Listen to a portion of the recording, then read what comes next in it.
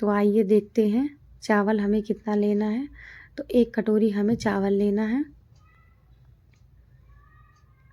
और उसका हम तिहाई हिस्सा उड़द दाल लेंगे। तिहाई हिस्सा मतलब कि आप जिस कटोरी से चावल ले रहे हैं उससे आधी कटोरी से भी कम हमें उड़द दाल लेनी है। तो देख लीजिए इस तरीके से हमें लेना है। मेरे पास कोई मेजरमेंट का नहीं है, इसीलिए मैं इस तरीके से बता रही हूँ। और इधर हमें चने की दाल 2 चम्मच लेनी है। अब हम तीनों दाल चावल को अच्छी तरीके से पानी से हमें 4 से 5 बार धो लेना है।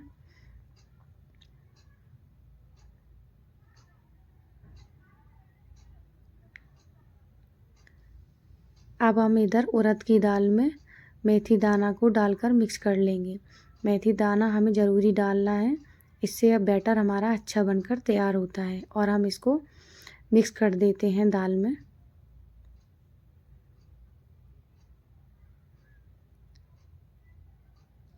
अब हम इसको एक साइड में रख देते हैं फूलने के लिए। तो 4-5 घंटे में हमारे चावल और दाल अच्छे से फूल जाएंगे।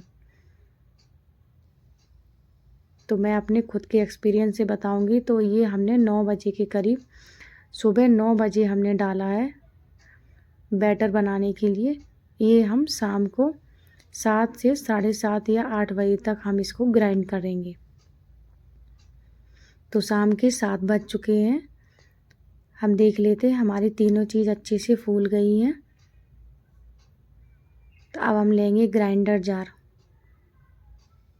तो सबसे पहले हमें चावल को पीसना है। आप दाल भी पीस सकते हैं, पर हम चावल को पीस लेते हैं। तो हमें चावल का पूरा हम पानी निकाल लेंगे और इसमें हम 3 से 4 स्पून बड़ा भरकर चावल को डालेंगे।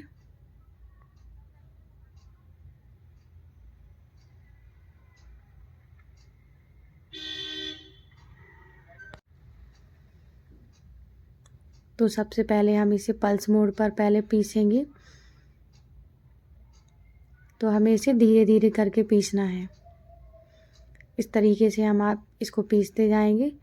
अब हम इसको खोल कर देखेंगे और पानी हमें एकदम से बिल्कुल नहीं डालना है कि हमारा बैटर पतला हो जाएगा फिर। तो देख लीजिए हम इसमें 1 से 2 चम्मच पानी डालेंगे।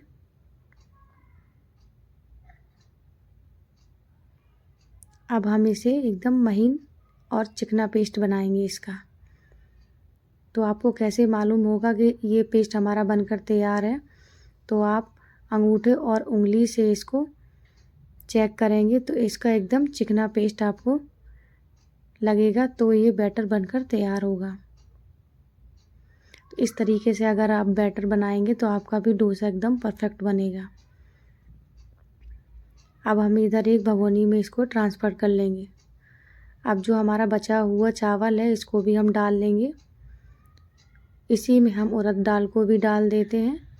आपके पास जार बड़ा हो तो आप इकट्ठा भी सब पीस सकते हैं, उसमें कोई दिक्कत नहीं है। तो उड़द की दाल में पानी ज़्यादा नहीं था, इसीलिए हमने इसको डायरेक्ट ही पूरा डाल दिया है।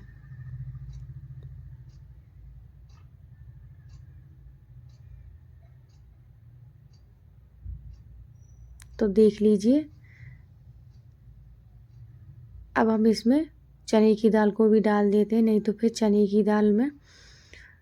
की दाल थोड़ी है तो ये ग्राइंडर जार में अच्छे से नहीं पीसेगी, इसीलिए इसमें जगह थी तो हमने इसी में इसको पीस दिया है। तो इस तरीके से बैटर हमारा बनकर तैयार है। इसे भी हम भगोनी में डाल देते हैं। अब इसी जार में हम थोड़ा सा पानी डालकर 1 से 2 चम्मच को हिलाकर इसी में डाल देंगे, क्योंकि ये हमारा वेस्ट चला जाएगा। तो देख लीजिए हमारा बैटर तैयार है। इसको हम हाथों से या आप स्पून की सहायता से भी इसको एक ही डायरेक्शन में चलाना है। जिसके अंदर बबल्स भरे हुए हैं इन्हें अच्छे से एक ही डायरेक्शन में हमें घुमाना है।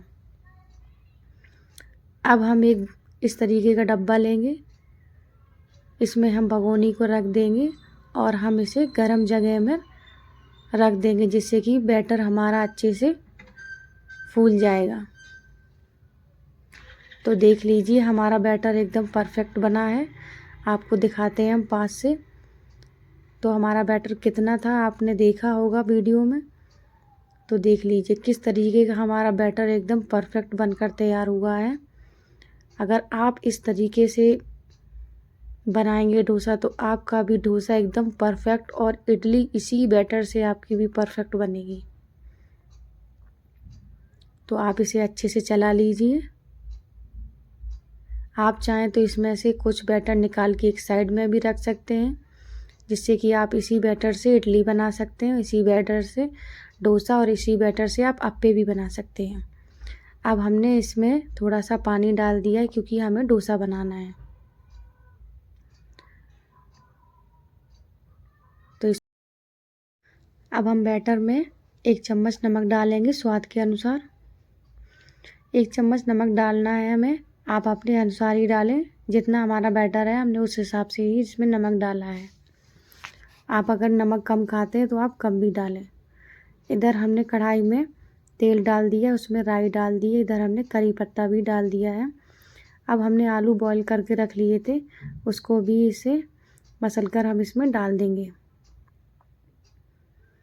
आप इसे पेपर डोसा या मसाला डोसा, आप कैसा भी डोसा बनाकर खा सकते हैं इस बैटर से।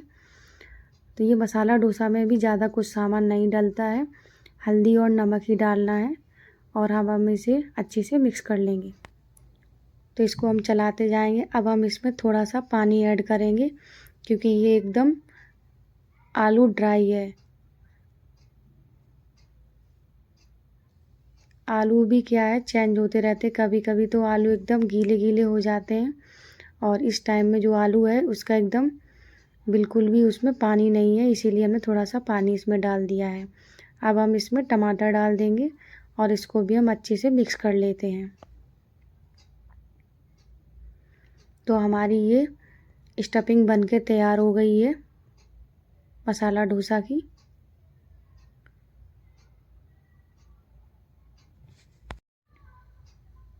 तो हमारा ये स्टफिंग बनकर तैयार हो गई है। इधर हम बीच में अपना प्लेटफॉर्म भी अच्छे से क्लीन कर लेते हैं। इधर हम राई का और करी पत्ते का तड़का भी लगा देते हैं नारियल की चटनी में।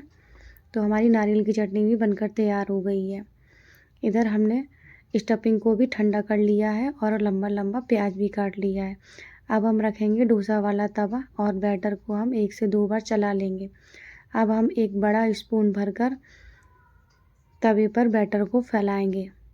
तो देख लीजिए हमें इस तरीके से बैटर को धीरे धीरे करके फैलाना है। हमें जल्दबाजी बिल्कुल भी नहीं करनी है। तो देखिए इस तरीके से हमें धीरे धीरे करके बैटर को फैलाते जाना है। अब हमें गैस को तेज़ कर देना है। इसमें हम थोड़ा सा रिफाइंड ऑयल ग्रीस कर देंगे। आप स्पून से भी डाल सकते हैं, आपके पास बटर हो तो बटर भी डाल सकते हैं। तो देख लीजिए ऊपर से बैटर सूखने लगा है। तो अब हम इसमें स्टफिंग डालेंगे। तो हमें ज़्यादा से ज़्यादा स्टफिंग नहीं डालना है, क्योंकि अगर हम डोसे में ज़्यादा स्टफिंग डालते हैं तो डोसा हमारा लोडेड बन जाता है। अगर आपको एक ही डोसा लोडेड बनाना है तो आप उस तरीके का बनाइए। हमारे घर में थोड़ा सा आलू स्टफिंग डालकर कम खाते हैं तो हम उस तरीके का बना रहे हैं। इसमें आप थोड़ा सा सांभर मसाला, ऊपर से प्याज डालकर और डोसा जब नीचे से गोल्डन ब्राउन होने लगे तब हम इसको निकाल कर इसका आपको दिखाते हैं।